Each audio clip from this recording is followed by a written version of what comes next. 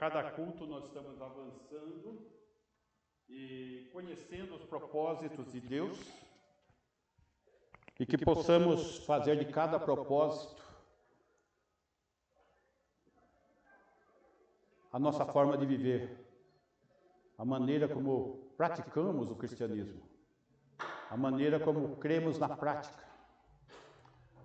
Lembrando que esta carta foi escrita para encorajamento da igreja, encorajar a minha, a sua vida, para que nós possamos estar o quê? Honrando a Deus. Apesar da crescente oposição, nós precisamos ter o quê? Uma reação adequada.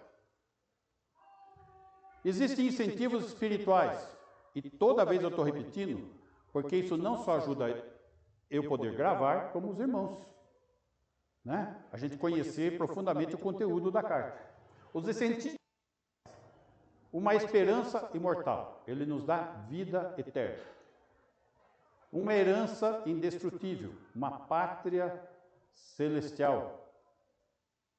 Vive olhando que aí você imagina só, então que base teológica que deve ter esse cidadão, né? Uma proteção inviolável. O máximo que os homens podem fazer contra nós é matar. Mas nós temos já a vida eterna. E nada pode nos separar do amor de Cristo. Uma alegria inexprimível. Uma alegria que vem do Espírito, da comunhão com Deus, que nos traz paz, que nos traz vida abundante, que nos traz refrigério. Uma fé inestimável, que é a única fé que vale a pena servir Jesus. Para isso, podemos desfrutar de alguns aspectos da glória futura no presente, se amarmos, confiarmos e nos alegrarmos em Cristo. Isso faz do nosso caminhar aqui nessa vida um caminhar em esperança. Essa é a primeira parte da carta. A segunda parte da carta fala de caminhar em santidade, para que possa desfrutar dessa glória no presente. Então, nos relembra que Deus é santo e devemos caminhar em santidade. Deus é santo, importa que o adoremos em espírito e verdade. Ele é santo e convém que nós sejamos santos. Deus é Pai e nos ama. Precisamos valorizar isso. Nossa nova natureza, quando nascemos de novo, ela deve florescer em amor e pureza. Lembrando que amor é fruto do Espírito. Somos edifício de Deus, o templo do Espírito Santo, e somos seus sacerdotes.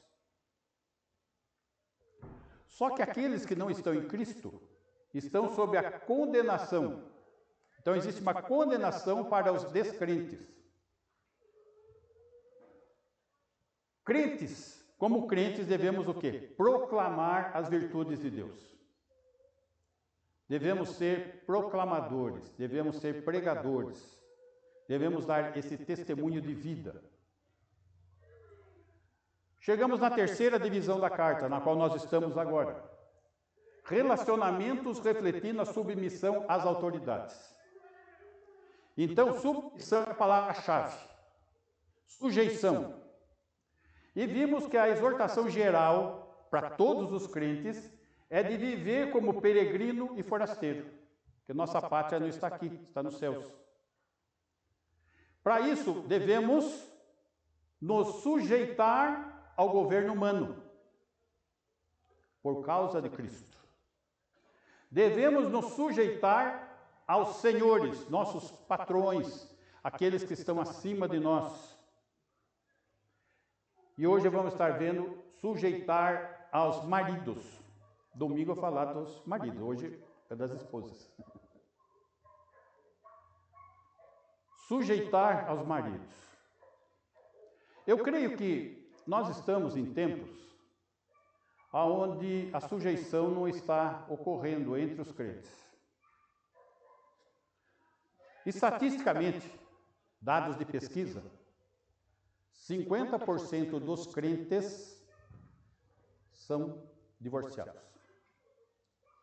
Uma terça parte dos pastores também. O índice é muito alto, gente. Não estou falando do mundo, estou falando das igrejas, daqueles que carregam a bandeira de Cristo. E esse é um relatório que demonstra que nunca tivemos tantos problemas conjugais entre cristãos e famílias que estão se desintegrando. Existe um problema aí. E esse problema não está no governo de Deus, não está na vontade de Deus, não está no plano de Deus, está em como nós vivemos o cristianismo. Os crentes precisam demonstrar submissão no matrimônio. Vamos lá. Capítulo 3, versículo 1 ao 6 hoje. Mulheres, sede vós igualmente submissas a vosso próprio marido, para que ele, se ainda não obedece à palavra, seja ganho, sem palavra alguma, por meio do procedimento de sua esposa. 2. Ao observar o vosso honesto comportamento cheio de temor. 3. Torno da esposa, o que é externo, como frisado de cabelos, adereços de ouro, aparato de vestuário. 4. Seja, porém, o homem interior do coração, unido ao incorruptível trajo de um espírito manso e tranquilo, que é de grande valor diante de Deus. 5. Pois foi assim também que a si mesmas se ataviaram outrora as santas mulheres que esperavam em Deus, estando submissas a seu próprio marido. 6. Como fazia Sara, que obedeceu a Abraão, chamando-lhe Senhor, da qual vós vos tornastes filhas, praticando o bem e não temendo perturbação alguma. Muito bem. É isso que o Senhor deseja no casamento. Esposas crentes com submissão e sendo submissas. Voltando no versículo 1, Claudinho, por favor. Notem que aqui não está falando do casamento padrão, onde dois crentes se casam. Está falando de um casamento onde dois incrédulos se casam e um se converte. O texto está trabalhando uma situação atípica. Porque se você for olhar no Antigo Testamento, não existe tal previsão. Essa previsão é só dentro da igreja. Tá? Então, mulheres, sede vós igualmente submissas. Igualmente a quem? Esse é o ponto. Capítulo 2, versículo 21.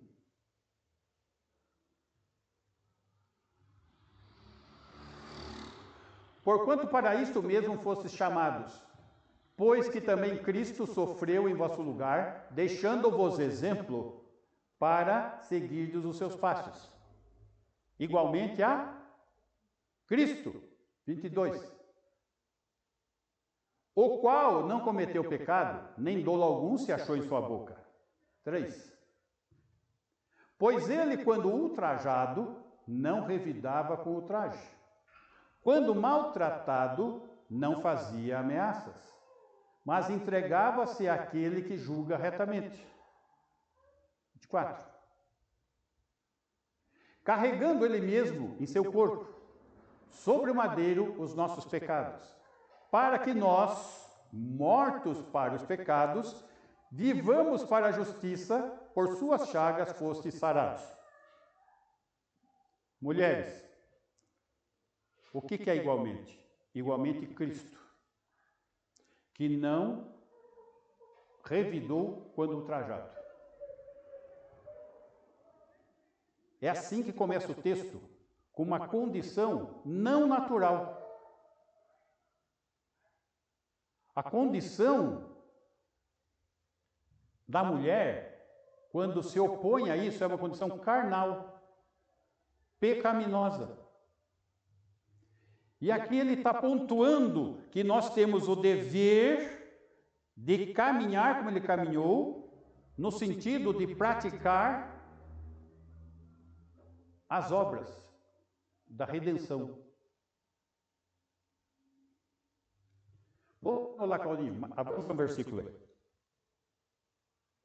Pode avançar. Mais um. Aí. Mulheres, sede vós igualmente submissas ao vosso próprio marido. Vosso próprio. Primeiro que nós temos que entender. Quem que colocou o homem na posição de liderança? Deus.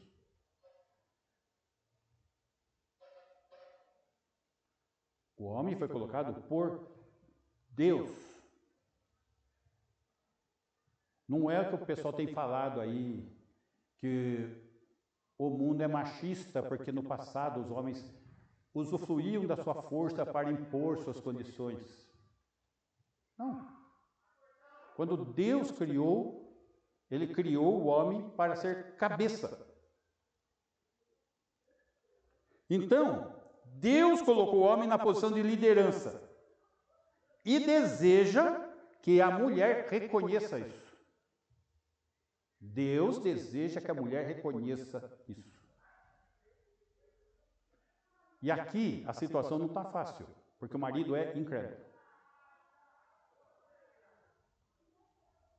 Então, existe uma tarefa totalmente sobrenatural e espiritual para ser cumprida.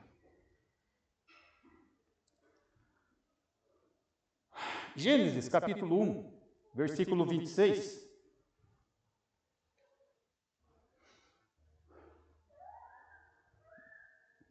Também disse Deus, façamos o homem à nossa imagem, conforme a nossa semelhança. Nós precisamos visualizar qual é a missão de Deus, então? Refletir a imagem e semelhança de Deus. Essa é a missão que o ser humano foi criado. Versículo. Criou Deus, pois o homem, a imagem de Deus o criou, homem e mulher criou. Se nós observarmos em nossas Bíblias, a mulher só vai ser citada no final do capítulo 2. Então, quando está sendo citado isso, já mostrando o propósito de Deus para o casal, para a família. Aqui é a origem de tudo. Aqui está todo o argumento teológico. Não é um argumento cultural. Na época do Jardim do Éden, não é isso que está falando. É o propósito de Deus. Essa é a razão de ser que ele criou o casamento e a família. 28. E Deus os abençoou e lhes disse, note, o casamento é abençoado. É desejo de Deus criar o casamento. Sede fecundos, multiplicai-vos, enchei a terra e sujeitai-a. Aqui estão os outros dois pontos. Refletir, reproduzir e apresentar a imagem de Deus nesse mundo. Essa é a missão. Nessa missão, a esposa é auxiliadora idônea. Na missão, ou seja, na submissão.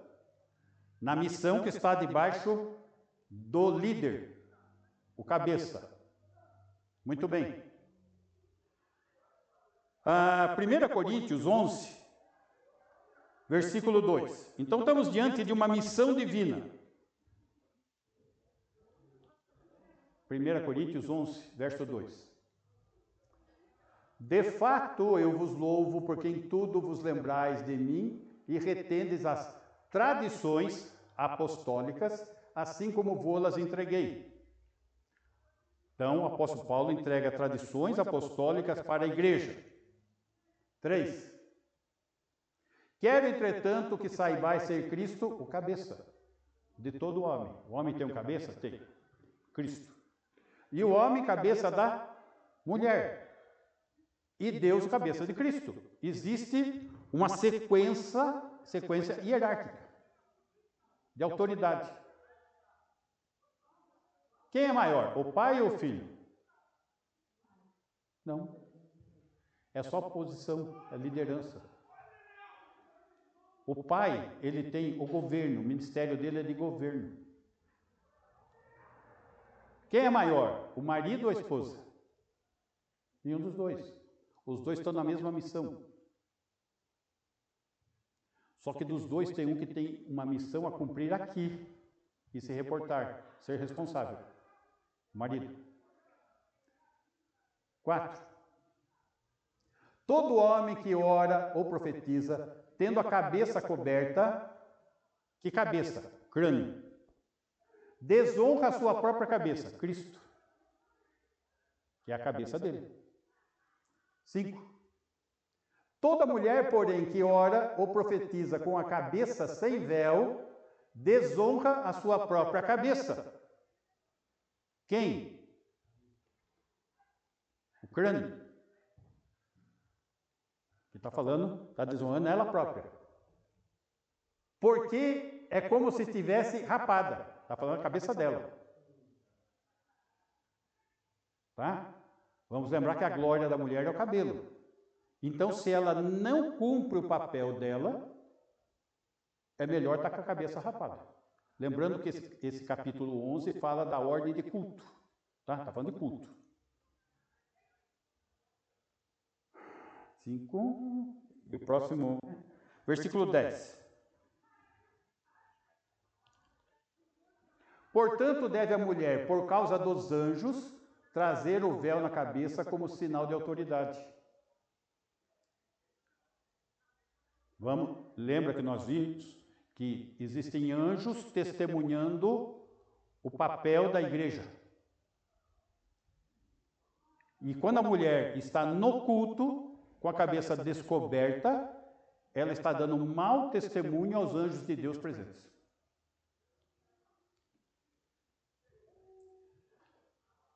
Uma coisa a observar. Nós estamos em tempos aonde tudo isso daqui que nós estamos vendo é pura bobagem. Em tempos aonde as influências do mundo já entraram nas igrejas, totalmente. Isso nós vemos pela falta do uso do véu, isso nós vemos pela falta de submissão aos maridos, isso nós vemos pelas mulheres estarem assumindo o púlpito, usurpando o papel dos homens. Nós vemos pelo feminismo implantado dentro das igrejas e nos seminários. Só que está contra a palavra de Deus.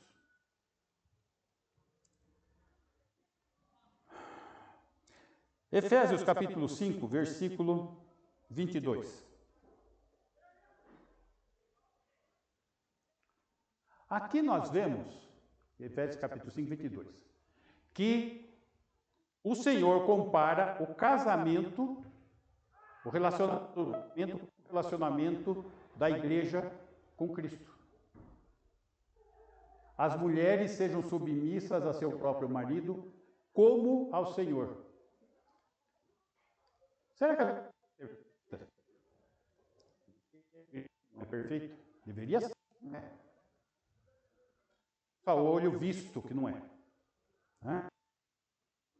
Mas nós não podemos perder o quê? O ideal. O ideal é ser submisso. E esse não pode ser perdido das esposas no casamento. É isso. Porque o marido é o cabeça da mulher. Notem, no Gênesis, Coríntios, Efésios, é uma questão teológica, não uma questão. Como também Cristo é o cabeça da igreja, sendo este mesmo o Salvador do corpo.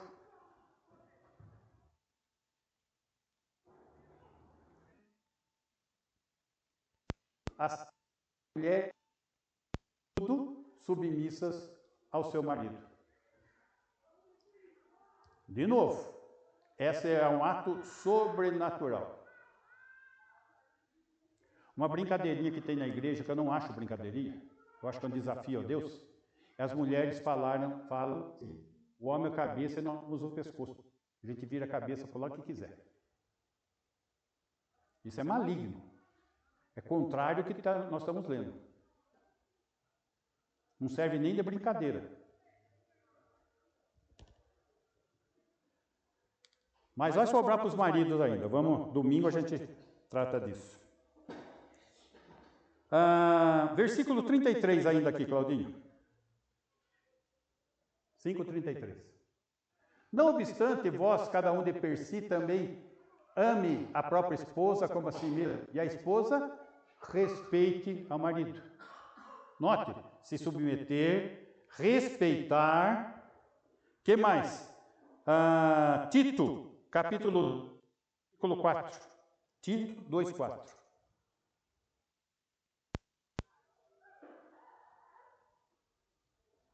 A fim de instruírem as jovens casadas, marido, filhos.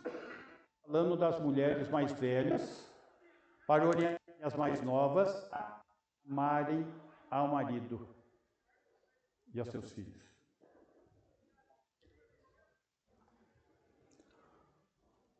O que mais que o Senhor deseja? Romanos 7, versículo 2. Romanos 7, 2.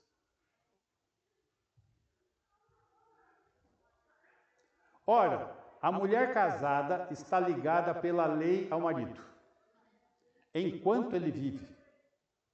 Mas, se eu mesmo morrer, desobrigada ficará da lei conjugal. Então, bate com o que Jesus falou. Jesus falou que deixará o homem pai e mãe, se unirá a sua mulher, serão os dois uma só carne. Até quando? Até que a morte os separe. Jesus se dirigindo aos homens. Paulo está se dirigindo às mulheres. Enquanto ele vive, até que a morte os separe.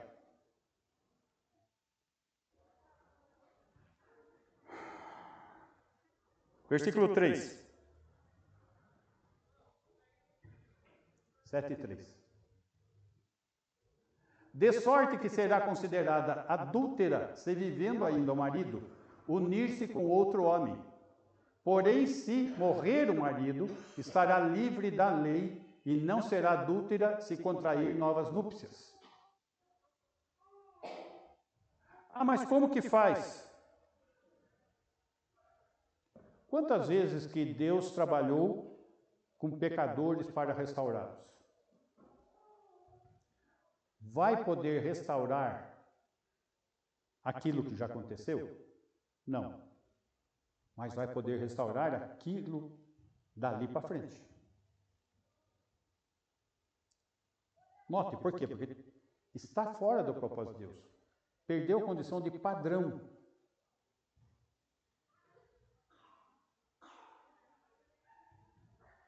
Mas isso daí vai mudar a comunhão com Deus? Não. Vai mudar o espaço no ministério, vai mudar as condições que precisam ser trabalhadas e restauradas. Porque se um casamento acaba, é porque aconteceu alguma coisa. E Deus não interviu ali porque não foi tratado o problema. Precisamos estar atentos.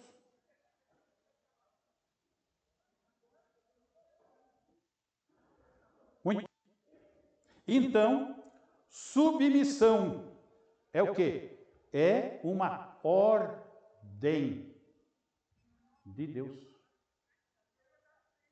Ele criou o casamento, ele criou a família, Ele é o criador da igreja e ele colocou uma ordem a ser seguida. E o exemplo que ele dá é o quê? Jesus cumprindo a ordem de ir até a cruz. Muito bem. Voltando lá para o nosso versículo.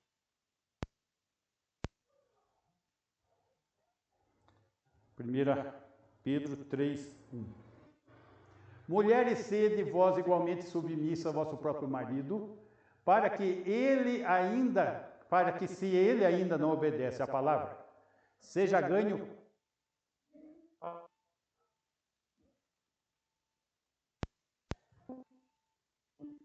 esposa. Que procedimento? Esse que estamos vendo. Cumpra a ordem. Não fica tentando evangelizar seu marido. Não vai servir, não vai dar certo. Porque ele já tem uma resistência. E a resistência qual é? Já existe um muro. Veio de você, então não aceito. Já fecha o ouvido, já não adianta. Mas o que vai chamar a atenção dele? O testemunho. A firmeza. O compromisso com Cristo. É isso que vai mexer com o marido. Sem palavra alguma. Por meio do procedimento. Procedimento de submissão a Deus. Puxa, ela está sendo submissa a mim, mas o marido já vai pensar, não é por minha causa, porque eu não estou sendo muito legal. É por causa de Deus. Logo, Deus existe, ela crê em Deus, ela tem uma fé e ela obedece ao seu Deus. É esse o aspecto.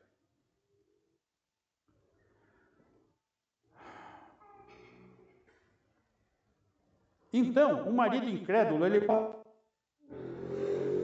vendo o cristianismo sendo vivido na vida da esposa e não ouvindo a respeito de Cristo por ela, crendo daí sim na palavra.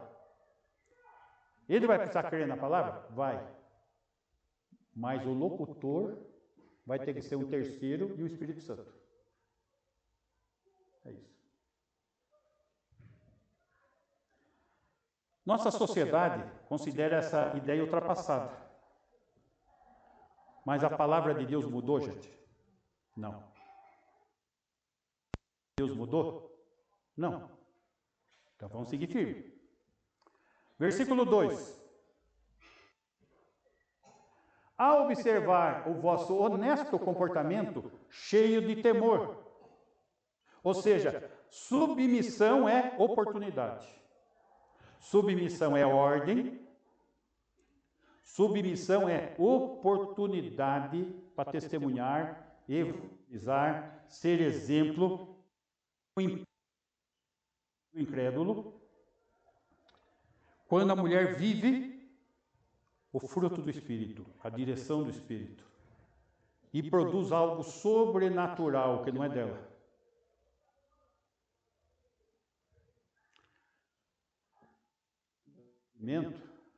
Até por experiência, quando lá após o pecado, Gênesis fala que o desejo da mulher será para o seu marido, eu acho que não é uma feliz tradução. Porque a outra possibilidade de tradução é que a mulher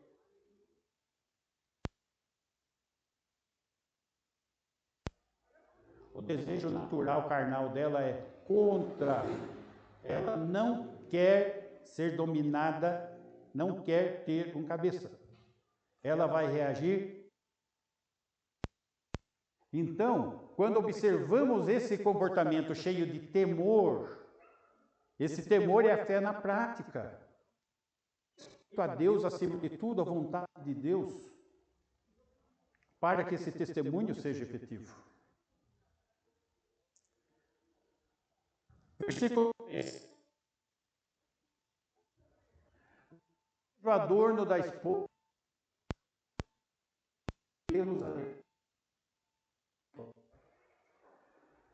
Então, submissão é um ornamento. Como assim? Precisa ornamentar? Não, é exatamente o contrário. A submissão é um ornamento maior do que o frisado de cabelos, adereços de ouro, o aparato de visual. Ah, mas a mulher não pode se cuidar? Deve. Deve. O texto não está falando que é pecado. O texto está falando que a mulher tem que focar naquilo que é interior, não no que é exterior. Agora, se ela foca no que é exterior, nós vamos ver o que nós vemos na sociedade. O que nós vemos? Uma preocupação com a moda, com as roupas da hora, o cuidado com o corpo, o narcisismo e o desejo de ser vista e desejada. Isso é pecado. Isso é lascívia. Isso é malícia.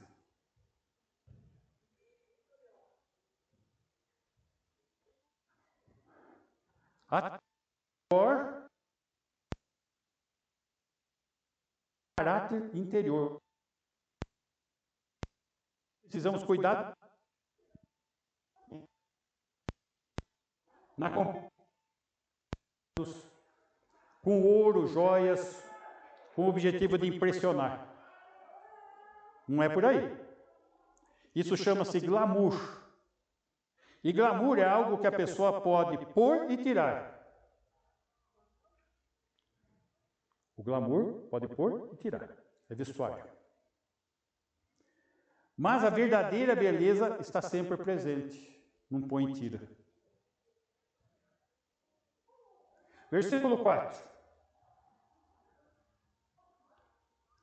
Se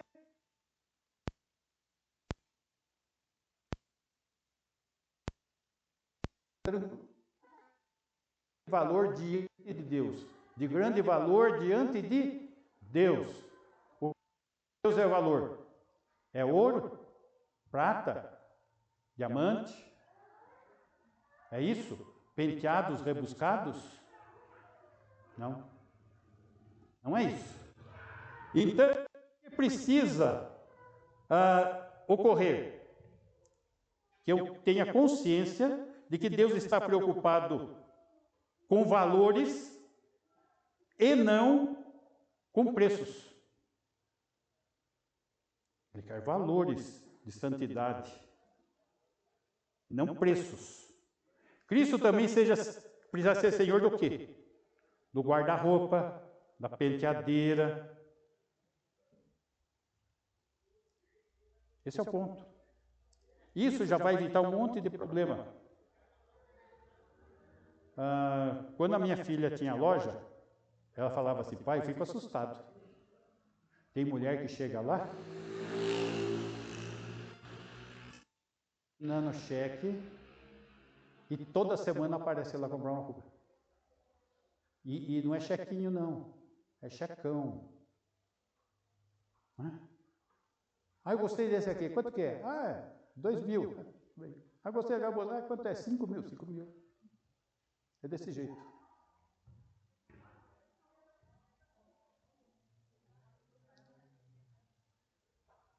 Isso acaba se tornando um vício.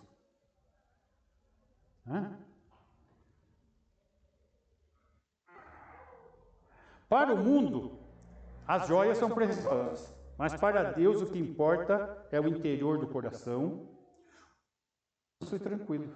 É o que está aqui. Interior do coração, espírito manso, tranquilo. É isso que tem valor para Deus. Isso é de grande valor de Deus. Acho que isso padroniza e coloca o porquê das coisas, o propósito. Deus deseja que eu ande só com roupa velha e esfarrapada? Não é isso que está escrito aqui. que está escrito aqui é preocupação, colocando coisas em primeiro lugar que não são devidas. Versículo 5. Pois foi assim também que a si mesmas se ataviaram outrora as santas mulheres que esperavam em Deus, estando submissas a seu próprio marido. Santas mulheres que esperavam em Deus. Quem são essas? Aquelas que a si mesmas se ataviaram. Pergunta: você tem esperado em Deus? Você tem se ataviado segundo o que Deus valoriza? O que Deus valoriza? O interior.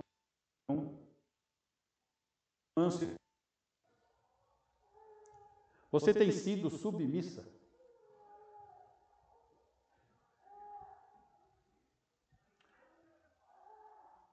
Gente, a submissão é algo que tem que ser dirigido por Deus para o louvor da glória de Deus. Do contrário,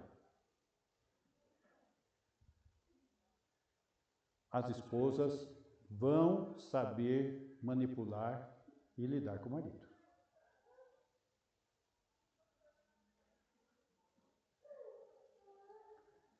E isso acontece de maneira absoluta nas igrejas. Uma vez, um marido veio conversar comigo e pedindo: escuta, precisa dar um jeito nisso, o que está acontecendo? Eu só sou valorizado e a atenção é dada para mim quando a gente sai passear. O que ele me falou. Do contrário, a coisa fica uma beleza, um paraíso, se a gente viver passeando. Daí fica um paraíso. Será que era um problema só daquele casal? Não. Porque as coisas são sutis.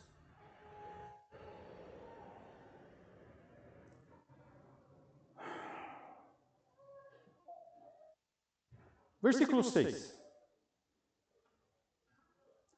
Como fazia Sara, que obedeceu a Abraão, chamando-lhe Senhor, da qual vós os tornastes filhas, praticando o bem e não temendo perturbação alguma.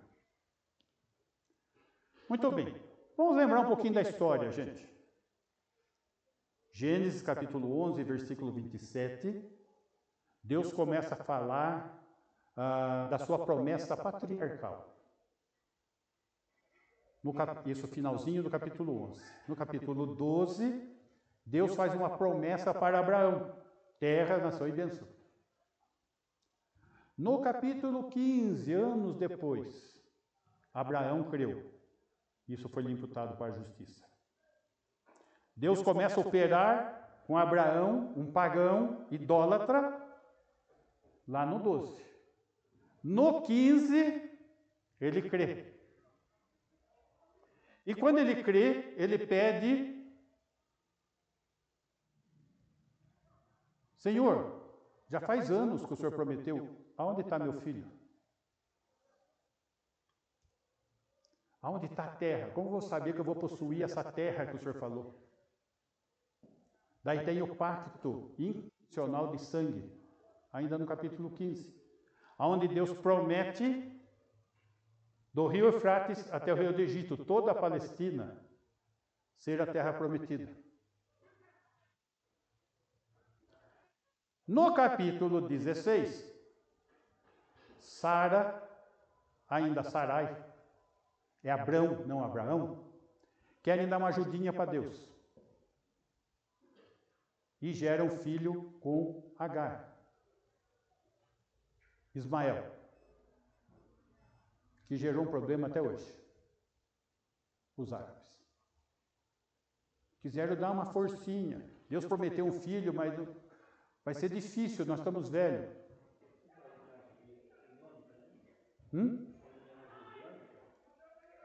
Sim, tem parte também. É que são várias nações. A nação árabe, são várias nações árabes. Então, quiseram dar uma forcinha, um jeitinho para Deus. Não deu certo. Depois que Deus fez o pacto incondicional de sangue.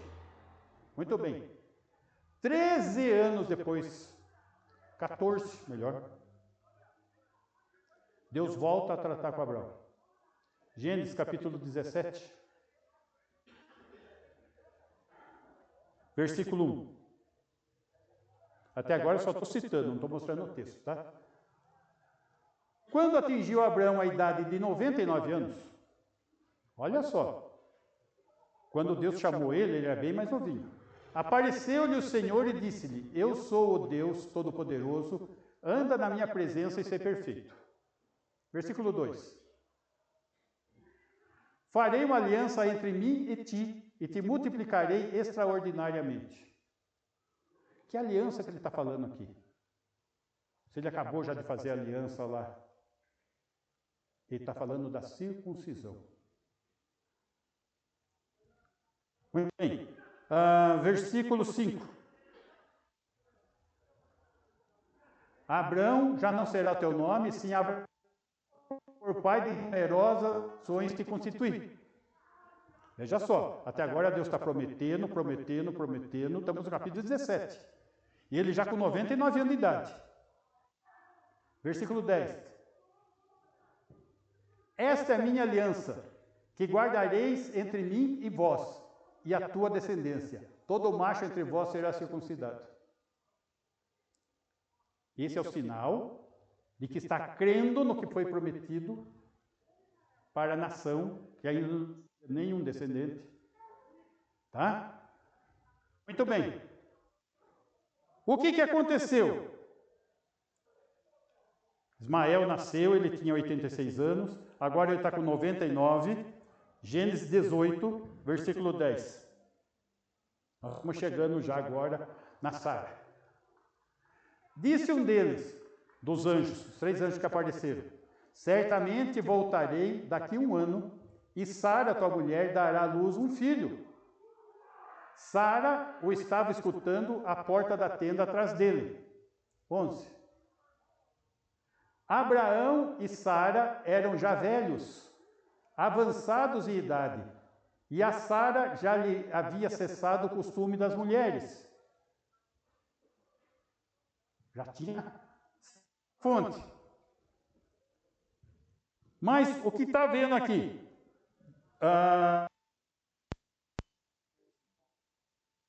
10. Riu-se, pois, Sara no seu íntimo, dizendo consigo mesma: depois de velha e velho também o meu senhor, terei ainda prazer? Como vai ter filho? 13. Senhor, Sara, sendo velha, se riu dentro. Mas é anjo. Mas que anjo que está falando aqui? Deus. Ela riu por dentro. Versículo 14. Coisa demasiadamente difícil. Daqui a 1 ano, neste mesmo tempo, voltarei a ti e Sara terá um filho. E teve. Depois de 1 ano ele volta. Apesar de Sara ter duvidado, veja que Sara não é perfeita, nem Abraão não é perfeito. Eles tentam dar um caminho, arruma o Ismael, agora ficam velhos, Sara se ri por dentro, mas Deus está no controle. Capítulo 21, versículo 1. 21. Visitou e dissera, e o Senhor cumpriu o que lhe havia prometido. Ela deu luz. Versículo 2. Sara concebeu e deu à luz um filho a Abraão, na sua velhice, no tempo determinado de que Deus lhe falara. 3. Ao filho que lhe nasceu, que Sara lhe dera à luz, pôs a Abraão o nome de Isaac. Alguém sabe o que significa Isaac? Riso. É. Aquele que ri. Então ela deu. O Abraão está fazendo ela não esquecer do que ela fez. Oh, o nome dele vai ser Isaac, porque você riu. Não, foi Abraão que? Abraão, o nome de Isaac. Versículo 4. Abraão circuncidou a seu filho Isaac, que é a aliança feita especificamente por eles, com a nação de Israel, quando esse era de 8 dias, segundo Deus lhe havia ordenado. Por que eu peguei essa história toda? Primeiro, o texto é Sara. Porque eu queria mostrar para as irmãs que Sara, que é o exemplo, não é perfeita. Você não vai conseguir ser perfeita. Mas o ideal tem que ser mantido. O ideal de Sara foi mantido. Alcançou Isaac. O ideal de Abraão foi alcançado. Isaac. Nós temos um propósito para ser vivido, que deve ser alcançado. Ah, mas não está fácil. Puxa, eu tenho certeza que não está fácil. Mas é a vontade de Deus. Submissão é a ordem de Deus. Submissão, ela também é ornamento aos olhos de Deus. É a vontade dele para as nossas vidas. É uma oportunidade de servi-lo.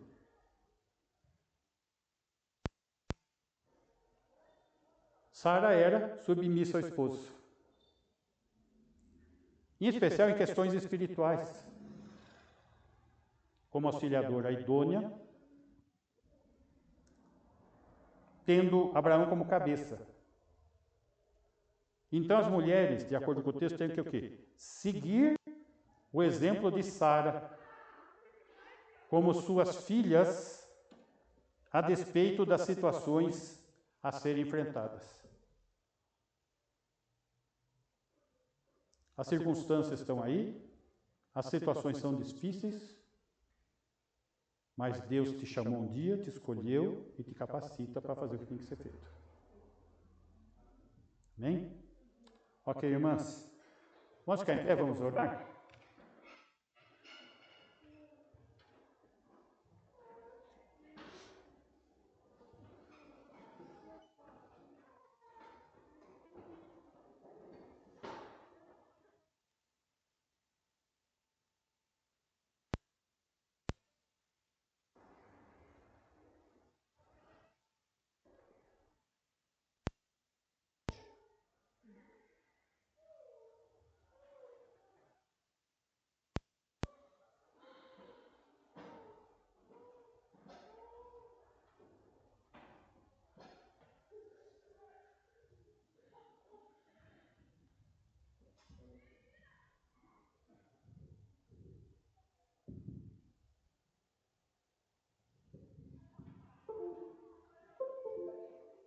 Senhor Deus, amado Pai, gratidão, Senhor, pela oportunidade de estar aqui essa noite para louvar esse santo nome, Pai, e aprender mais da Tua palavra, Senhor. Que possamos, Senhor, sair daqui essa noite edificados, Pai, através da Sua palavra que foi pregada aqui hoje, Senhor. Que possa fazer diferença nas nossas vidas, Senhor. E possamos também, Senhor, colocar isso em prática, né? Que não possamos só estar ouvindo, mas praticando cada dia. Estamos aprendendo aqui, Pai. Que o Senhor possa ser com cada um aqui essa noite, com cada família representada aqui, Senhor. Esteja cuidando de cada um, cuidando do pastor Davi, que tem ministrado a Sua palavra para nós a cada dia, Senhor. Que o Senhor possa estar usando ele cada vez mais, Senhor, para que possamos estar aprendendo, Pai, mais de Ti. Em nome de Jesus que eu oro, Pai, e agradeço por tudo, Pai. Amém. Amém. que é o amor de Deus o Pai, amor manifesto na pessoa do Senhor Jesus, seu Filho, que tem derramado superabundante graça, Senhor, às nossas vidas, a cada dia, e tem se feito presente em nós, na pessoa de Deus, o Espírito Santo, que tem nos consolado, nos ensinado e nos guardado até quando nos encontrarmos. Que assim seja com a tua igreja hoje e sempre. Amém.